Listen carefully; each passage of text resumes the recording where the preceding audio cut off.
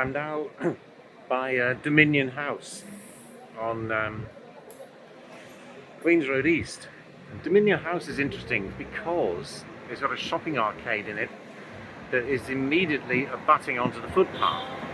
So that instead of having a piddly little 3-metre footpath, you've actually got about a 6-metre footpath there, effectively. On the left side behind the columns is actually technically a shopping arcade in the building. The reason I've stopped here is because of this lovely tree here. Look at this. This is Liquidambar formosana. And I reckon this was planted about 8 years ago. I can't exactly remember. But look at that, gone straight up. So it was a really nice straight growing trunk. And it was actually planted quite small. It was planted, when it was planted, it was barely taller than me.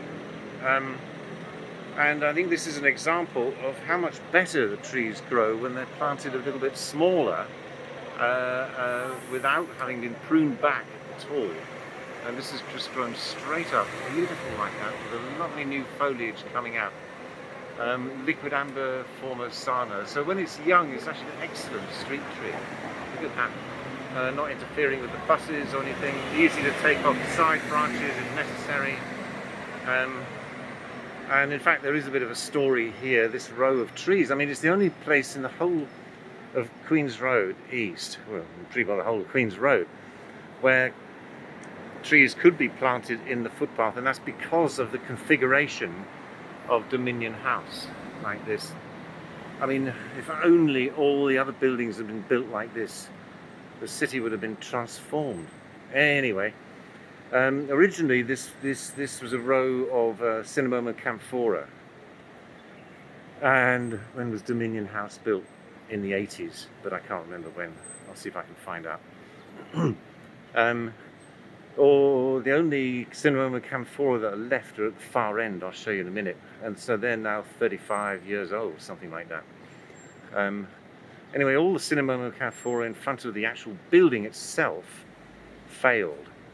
I'm sure they were not very good plant stock anyway, but of course the ones right slap bang up against the building are under more pressure than the others, and of course there's more deliveries here, so trucks more likely to crash into the trees. They were replaced probably say 10 years later ish by Ficus benjamina. And we got one of the Ficus benjamina there. And then here we can see that the Ficus benjamina are now, some of them are now toppling over, or leaning out, or get smashed up, or get bashed into by trucks. And one of them has been removed completely here, and then there's a new plant, a new tree has been planted here, which is yet another species. I think Xanthostemon chrysanthus. Never mind too much about that, but so we end up with a hodgepodge of whatever LCSD happened to have on their truck at the time when they need to plant a tree. So the original design is sort of rather forgotten about.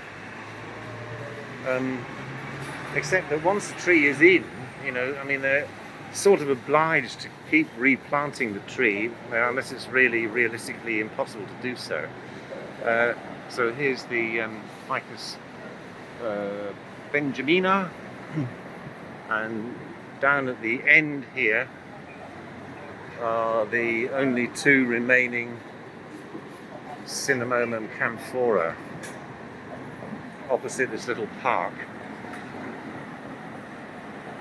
So, you know, those are nearly 40 years old, and I mean, they're like probably half the size, if that they would have been, that they would be if they'd been planted in a park, you know, with plenty of room to root and grow. But anyway, you can see the distinctive rough bark of the Cinnamomum camphora. So there's a little story there. So if you can get developers of buildings on streets to put in their shopping arcade as an extension of the footpath, this is a wonderful thing. Get quite a good view of those trees in front of Dominion House from the other side of the road. So there are the two Cinnamomum camphora, and then we've got the Ficus benjamina. Now Ficus benjamina is a big spreading tree, so it actually needs quite a lot of pruning to keep it out of the way of the building and the buses.